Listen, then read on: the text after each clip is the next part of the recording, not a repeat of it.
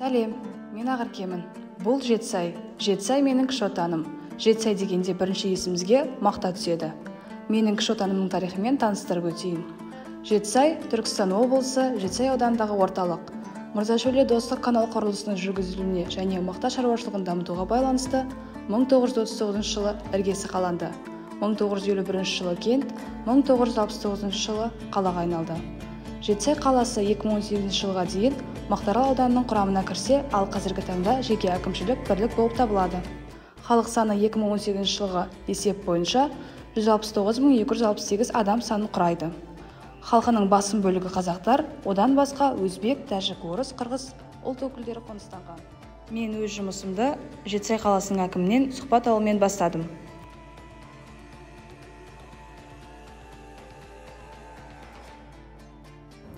Сәлеметсіз бе? Мен Дінмұхамед Қонаев атындағы номер 9-шы IT лицей мектебінің оқушысы Әмір Ақерке Алдиярқызымын.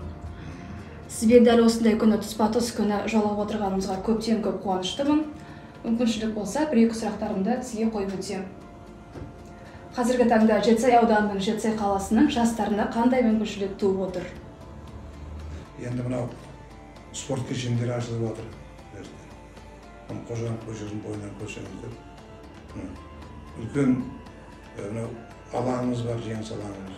Барлық жастарға арбат бар, демалатын.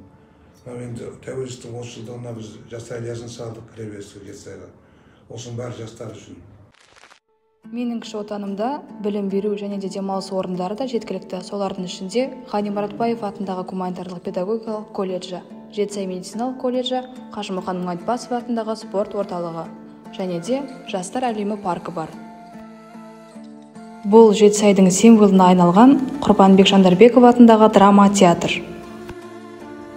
Құрбанбек Жандарбеков атындағы драма театры Түркістан облысы Жетісай қаласында 1968 жылы негізі қаланды.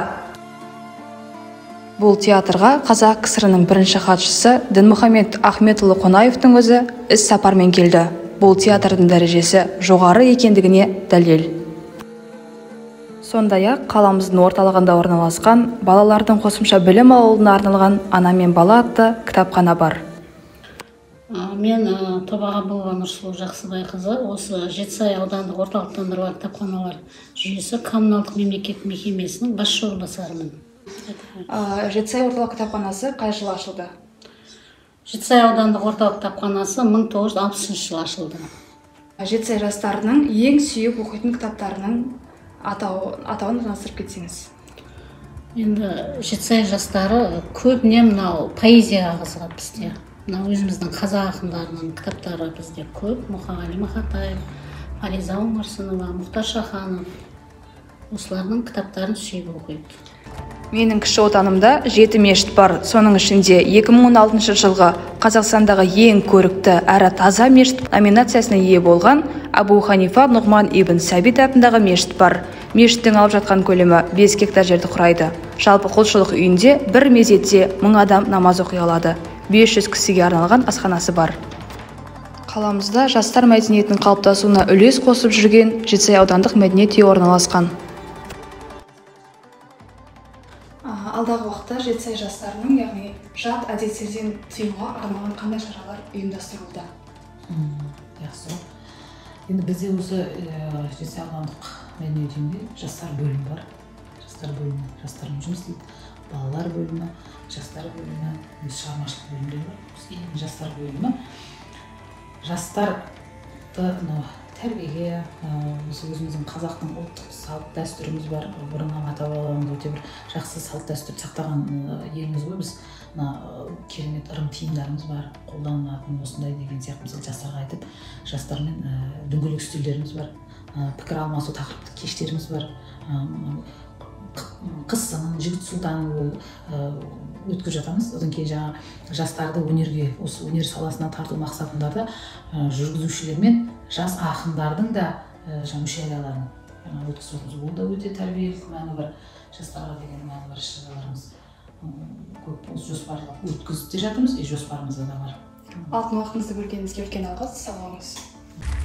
Ауданымызда болашақ ұрпаққа білім нәрімен сусындатып жүрген 73 мектеп болса, оның 9-ы Жетісай қаласында орналасқан. Атап айтсам, 4 гимназия мектебі, 4 орта мектебі және Зейдін Мұхаммед Қонаев атындағы IT лицей мектебі бар. Менің кіші отаным бұл мектеп.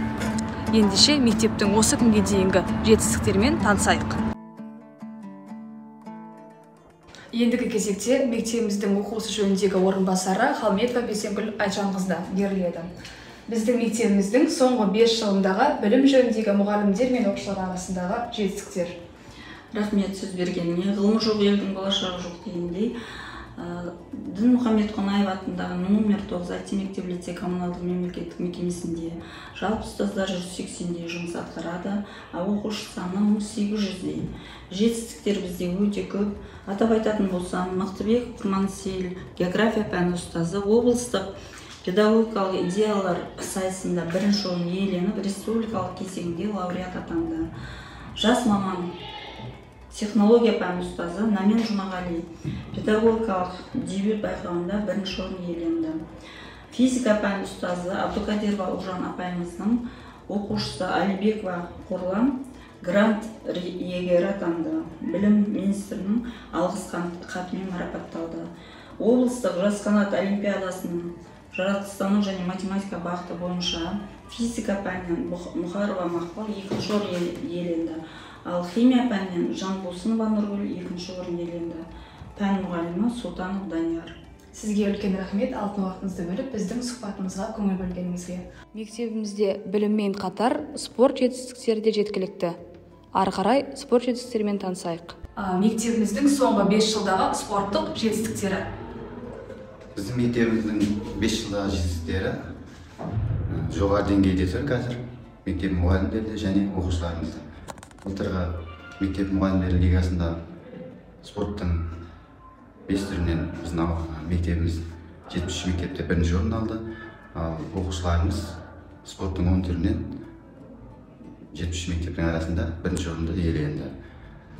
Атап айтсақ, оқушыларымызды қазір республикада ойнап жатыр, Түркістан облысы намысын қорғап. 9-д сынып оқушысы Мұхтар Нұрасыл және 8-ші сынып оқушысы Арапбек Саматтар. Үлкен рахмет, сау болыңыз. Менің кіші отаным руханият, білім, денсаулық, мәдениет және спорт атты осы 5 компоненттен тұрады. Назарларыңызға рахмет.